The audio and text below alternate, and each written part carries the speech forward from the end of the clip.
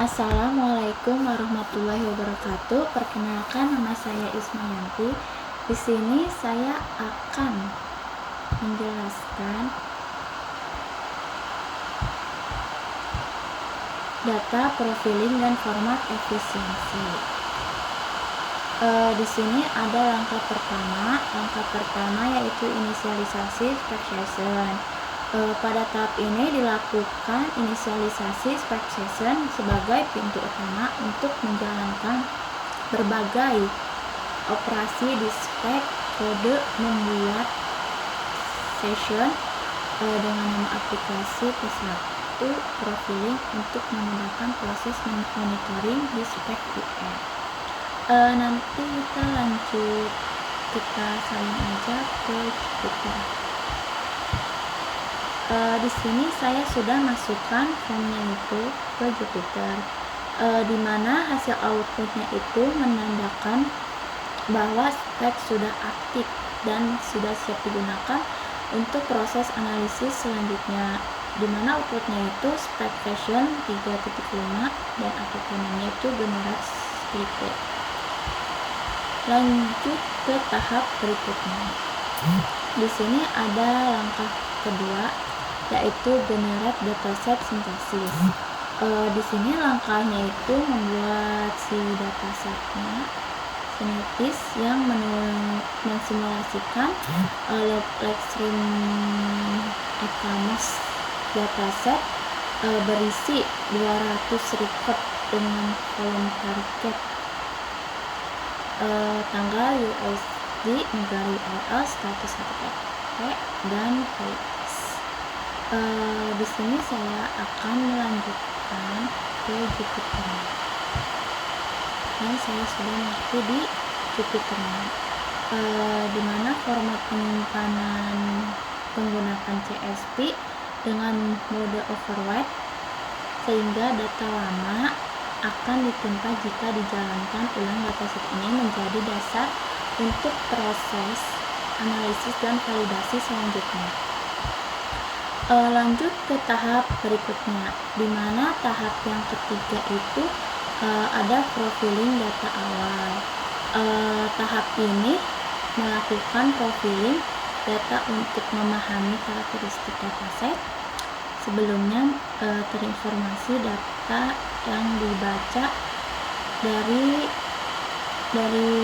home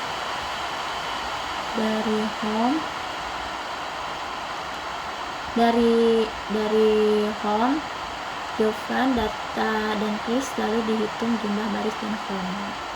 Di sini kita salin lagi ke Jupyter, dan saya sudah main ke Jupyter, dan dimana total row-nya itu 200, total columns-nya itu ada 7, dan kolom statusnya itu memiliki rentang dari 200 sampai 600, dan continuity-nya itu dari C0 sampai C4. Jadi 5 baris pertama juga ditampilkan untuk memastikan struktur dan isi data sesuainya. Di sini datanya sesuai. Lanjut ke tahap berikutnya, di mana tahap berikutnya itu langkah keempat, ada skema enforcement, di mana langkah ini menerapkan skema enforcement, yaitu pendekatan sistem data secara eksplisit agar cepat membaca kolom sesuai tipe yang benar. Pendekatan ini mencegah pada kesalahan saat proses agresi atau pivoting. Kode ini menunjukkan stress type dengan tipe seperti long type, integer type, string type, dan data type. Hasil printing merupakan bahwa kolom ini sebagai integer. Kita cek lagi ke Jupyter, dimana hasilnya sebagai integer type atau yang tekan string. Selanjutnya itu ada tahap yang kelima, di mana tahap yang kelima itu ada konversi ke parquest. Data ini hasil pembacaan dengan skema SQLite dikonversi ke kolom parquest dan disimpan di kolom jawaban data from/slash atau parquest. Jadi di sini kita salin lagi ke Jupyternya. Kita sudah salin ke Jupyternya, di mana waktu tulis parquestnya itu 2.95 detik on/fit digunakan untuk menimpa data lama, sedangkan pada sistemnya itu produksi memakai open atau SQL agar tidak hilang. Selanjutnya di tahap yang ke-6 itu ada perbandingkan ukuran file. Jadi langkah ini membandingkan ukuran CSV dan parquest menggunakan fungsi resize untuk menghitung total by dalam grafik. Kita salin lagi ke Jupyter. Di sini sudah disalin ke Jupyter, di mana hasilnya itu ini CSV by 8667 110 104, parquest by-nya itu ada 297 991, compression-nya itu ratio ada 291, surface itu 65, dimana kali lebih, dimana menghematnya sekitar 65% ruang penyimpanan. Hal ini menunjukkan efisiensi parquest untuk data berukuran besar.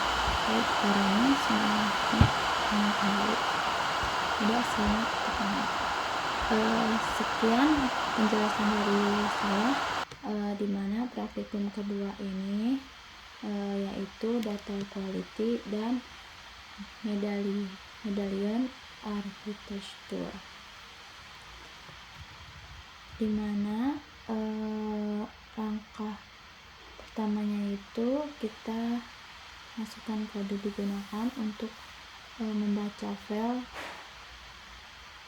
parquet menggunakan spec dan menyimpannya dalam variabel trons. Dari perintah break itu kita menghitung jumlah. Pada record dataset trons menampilkan jumlah data yang siap divalidasi pada tahap berikutnya. Di sini kita masukkan tronsnya ke Jupyter. Di sini saya sudah memasukkan tronsnya ke Jupyter, di mana hasilnya itu outputnya, jadi totalnya recordnya di trons itu ada 200. Di sini juga kita melanjutkan tahap selanjutnya, di mana ada implementasi validasi. Langkah ini memiliki kualitas data dengan memisahkan data valid dan tidak valid. Data untuk ditandai berdasarkan 4 kesalahan umum, yaitu ada 0, user, page status, empathy, hook, dan negatif by test. Selanjutnya kita copy lagi ke Jupyter ya. Di sini saya sudah ngopi lanjut ke Jupyternya, dimana outputnya itu di sini ada bad record yang hasilnya segini dan good recordnya hasilnya segini ya. Selanjutnya juga ada langkah keempat, yaitu menulis output layarnya, dimana ini hasil validasi yang tersimpan ke dua lokasi data buruh ke folder quarantine untuk diperiksa data valid Silverlayer untuk tahap berikutnya. Mode overwatch mencegah aplikasi jika proses dijalankan ulang. Kita copy ke Jupyter lagi. Nah, di sini yang sudah saya copy, yaitu outputnya ada 7 data buruk yang tersimpan di quarantine atau 7 data bersih tersimpan di silver. Selanjutnya ada tahap error message, di mana tahap ini dibuat laporan error mindset untuk menunjukkan distribusi kesalahan berdasarkan region. Kode menunjukkan 400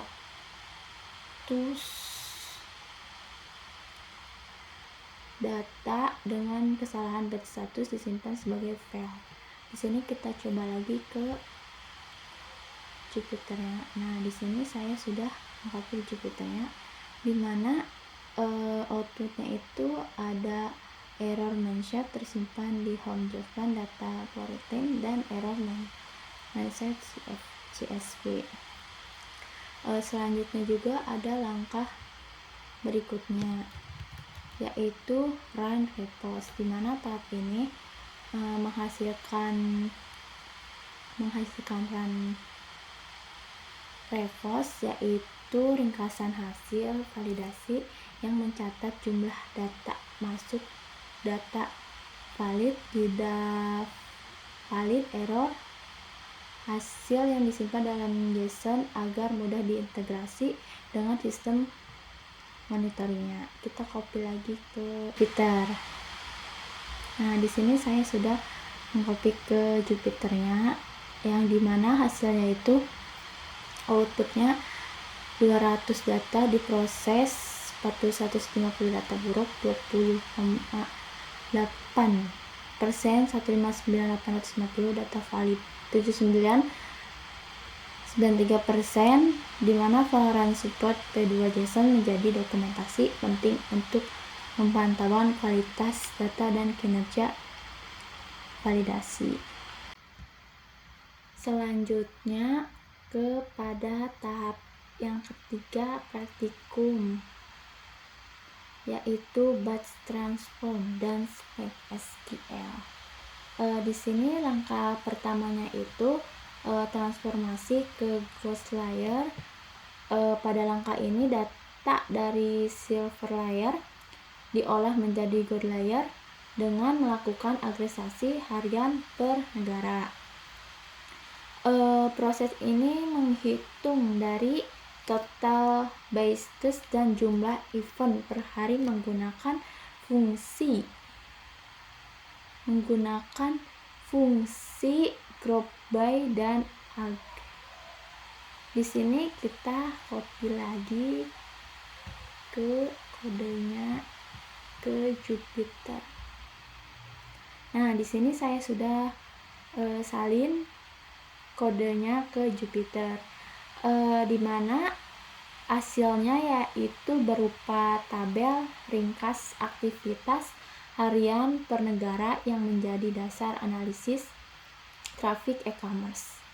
Hasilnya ini. Langkah selanjutnya itu ada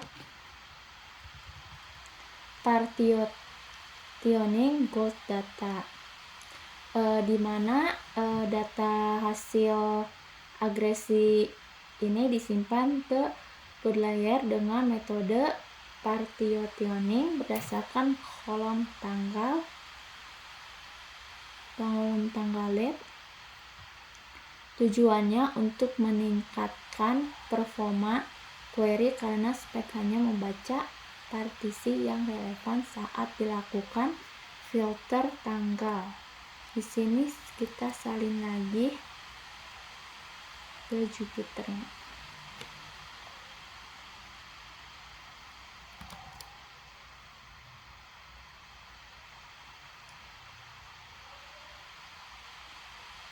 dimana hasilnya itu dengan cara ini proses analisis menjadi lebih cepat lagi. Ini hasil dari outputnya, yaitu data Ghost-List Dias.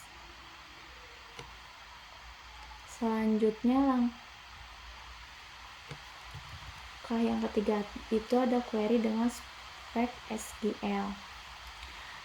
Pada langkah ini digunakan spek SQL untuk melakukan query analitik menggunakan sintaks SQL standar data frame dan God layer diregistrasikan sebagai temporary view bernama SQL.